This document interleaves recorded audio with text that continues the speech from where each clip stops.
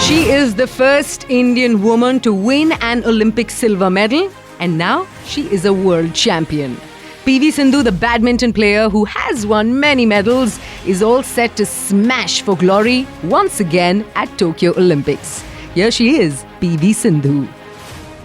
Sindhu, how are you? How's training been during lockdown, and how's the family? First things first. Yeah, well, it's been good actually. Obviously, lockdown has been a bit sad because we were not allowed to go out, no tournaments and stuff. And the whole last year, I mean, we had no tournaments, but I think I've used this lockdown in a very good way because I had enough time to actually train and learn new skill and technique, which has really helped me, and I'm happy about it. I was actually going to ask you, is there something specific you've been working on, like your diet or maybe recovery or, like you said, specific techniques?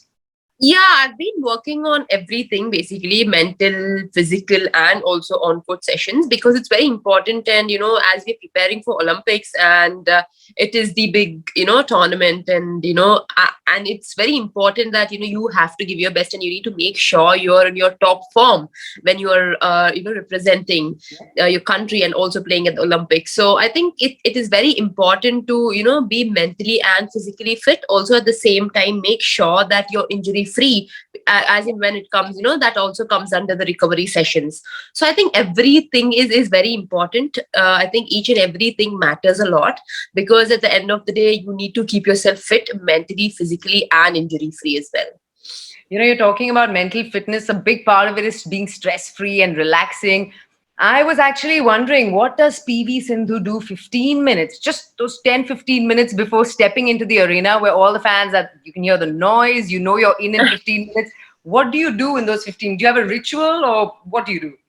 Yeah, actually, before the match, we obviously warm up, and I play with my coach for a while. I knock with my coach, and after that, before the match, when we're standing there to enter into the court, into the stadium, I have a ritual. Like, I just pray God that I need to do well, and I need to give my best, and I just close my eyes for 2 minutes and just I just focus and tell to myself that yes, I need to give my best and play my game. Well, it's not the matter of winning or losing, because if that would add extra pressure, rather than that, you have to just think for yourself that you have to give your best, because that you worked hard, and that you've done really well in the last past couple of months or couple of years. So I just feel that yes, you have to just give your best, and nothing else matters. You're not new to Olympics. You're not new to the greatest sporting event on the planet. Does that make you more confident, or does that make you more pressure that, hey, it's not my first time and I'm a senior, I've been around here. So what's the general atmosphere like? Well, yeah, I mean, in the badminton circuit, yes, I am the senior right now. Whoever is representing, it's their first time. And for me, it's my second time.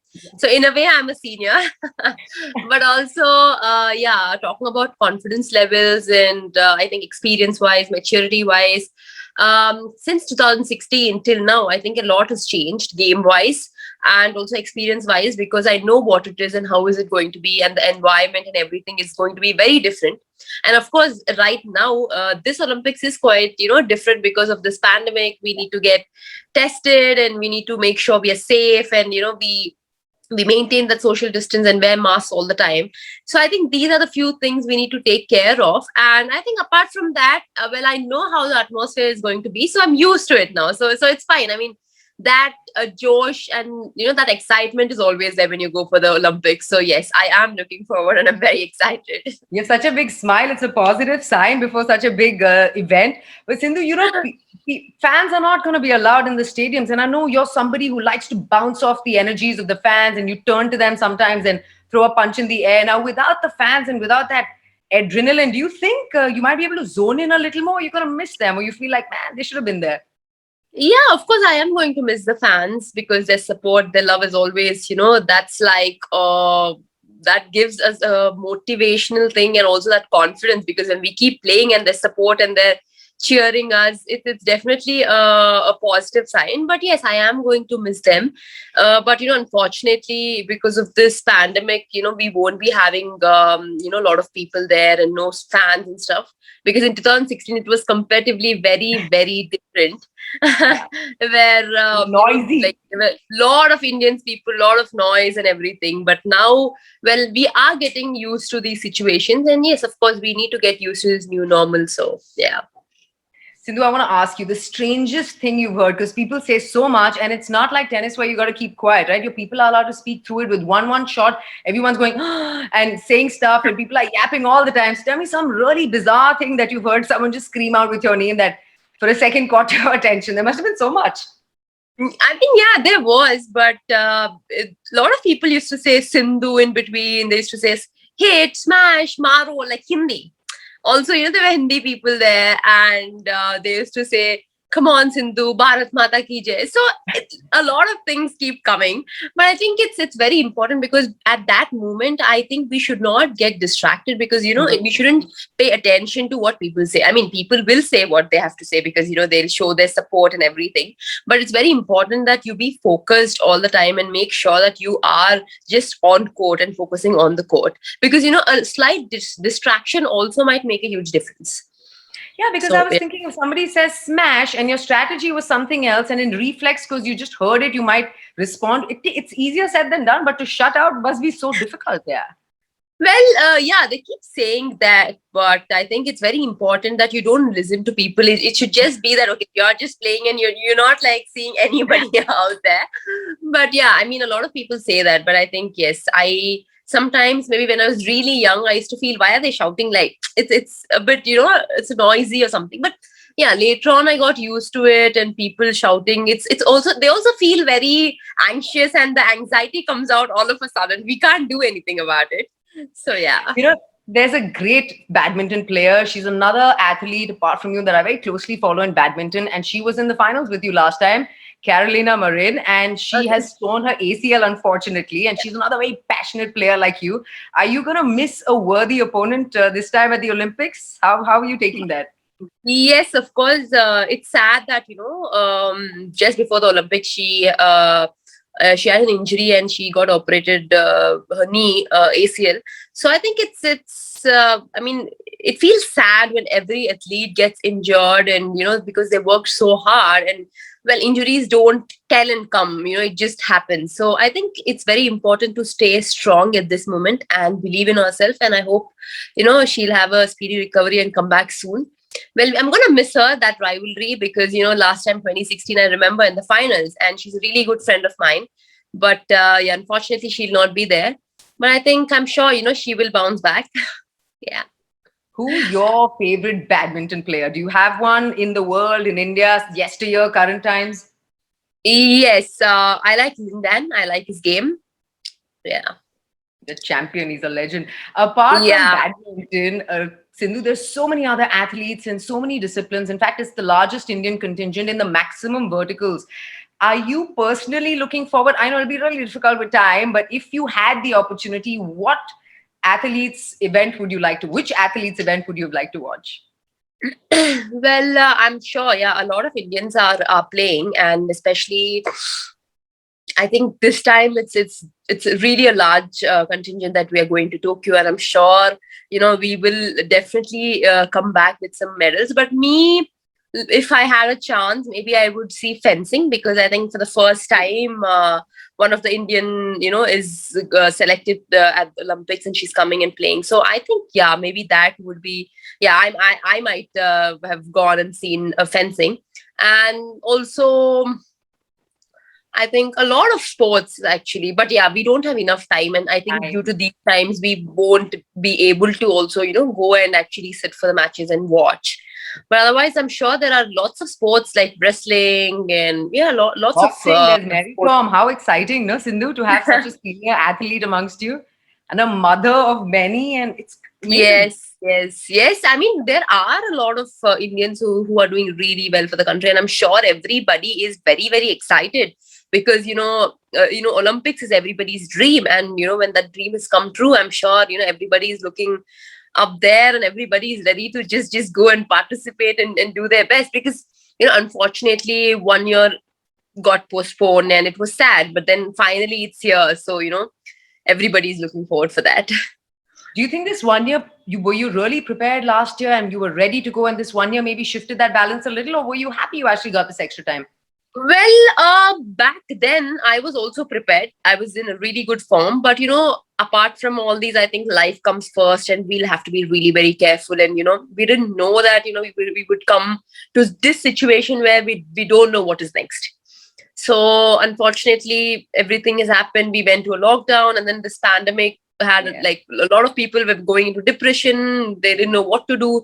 But I think in this 1 year, I would just say that I think we should keep ourselves busy and not think about the negativity, because it's very important, and it's very we need to stay busy in learning new things or doing new things. And I think for the first time in my life, I've spent a lot of time with my family. Generally it was mostly go for a tournament, come back, practice, and then go for a tournament. I think for the first time in my life, I've spent a lot of time, and personally I've known what is it, and started doing new things. I've started learning cooking. I've started painting. I'm gonna ask you, are you helping in the kitchen a little bit these days with your mom? Not now, but back then when we had a lockdown and we couldn't go out and play sport. Back then but I learned a couple of things. What's your signature dish? In your short span as a chef, what's your signature dish? Well, I learned chicken biryani. I learned chicken curry. I learned baking. I learned how to make cakes. So couple of them. The motto is to keep yourself busy. Essentially, just stay busy. I hope you weren't eating too many of those cakes, or were you sneaking in a little to cheat once in a while? No, I mean, I made sure that I was in my form, and also I didn't stop my training. So in a way, it really helped me, because my trainer used to give me a schedule, and I used to do at home. And of course, my dad was always there to guide me. So I used to do my training sessions at home. So when sport has started and we were going for training, it didn't take much of time to actually get back to my form. It just took just like 2-3 weeks, and then I was perfectly all right. And I mean, in this 1 year, as I said earlier, I've used it really well. I've used the time really well by improving my game and learning new skill and technique. And to know what a champion's breakfast is like would be fascinating. So tell us, what do you eat while you're on training, and when you're letting loose, what do you like to eat for breakfast? Okay, when I'm on training, I eat, I'm like a normal, not like a very strict diet person, because as an athlete, every athlete has, different restrictions, different diet plans, and, different things to eat. But for me, I generally eat like a South Indian dish for breakfast. Like it can be dosa, idli, anything like that. And obviously not too much oily food, because it's not good for your body and it's not good for your health. So, and obviously I eat egg and have milk.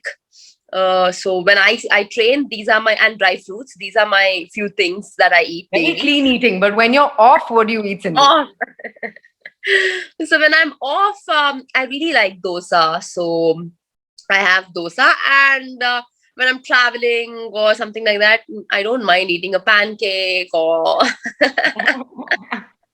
I'm not going to remind you about all that food. But Sindhu, this is a radio station and we play music. Is there a song that you listen to, just to sort of build yourself up, or you figure it out, internalize, and what do you do? Yeah, for me, I really like fast beat music. And before the matches, or when I'm really pumped up and I'm really happy, I really like, fast beat music. And also, as you said, it depends on my mood at times. When I'm really sad, then I listen to sad music. Is there any song lately that may have stayed back, or you like, or you're currently listening to? Well, I listen to all types of music. So I think because I really like music, it's like a stress buster, because when you're traveling, it's really important, that just takes off your mind. And, listening to music, I think everybody is a music lover. I don't think, it's not like nobody listens to music. And obviously, if FM radio stations, I'm sure like every day when I keep going in the car, I keep listening to them every single day. So you guys are definitely doing a great job, because we really enjoy the music that you play, the way you speak. Yeah, everything is really fantastic. I'm going to play you a super charged up number when this interview goes on air. And Sindhu, thank you so much for speaking with us. A lot of people listening in Bangalore, young athletes looking at you and saying, one day I want to do what Sindhu does. What would you want to tell them? Young kids about to enter the senior space of athletes and sports. Yeah, to the young kids out there, I just want to say that, I'm sure a lot of people, a lot of youngsters want to get into sports professionally. So, yeah, it's very important to enjoy sport in whichever sport you want to. And secondly, winning and losing is secondary. The most important thing is you need to work hard and give your best. So if you give your best, if you give your 100%, I'm sure you will succeed, some or the other way. And also at the same time, a couple of people might get success very early and a couple of people might take, a long time. But that is the important time where, you need to have that patience and you need to have that belief in yourself that you can do it. And, it's not just a couple of months of hard work. It is definitely years of hard work to come up to that level. So yes, you need to have that patience. And also to the parents out there, please support your children. Please support your daughter or your son in whichever sport they're interested in. And I'm sure they will do really well and come up in their life. I just saw your parents on the interactive session with the Prime Minister, and they're so Yes. cute. They had these big, beaming smiles on their face. You have the same smile. We wish you the best. Thank you so much for speaking with us. Thank you. Lots of love. We'll be rooting to the point of being our boys. So play hard, play well. Lots of love, Sindhu. Thank you so much for speaking with us. Thank you. Thank you. Thanks a lot. Bye. Bye. FM 93.5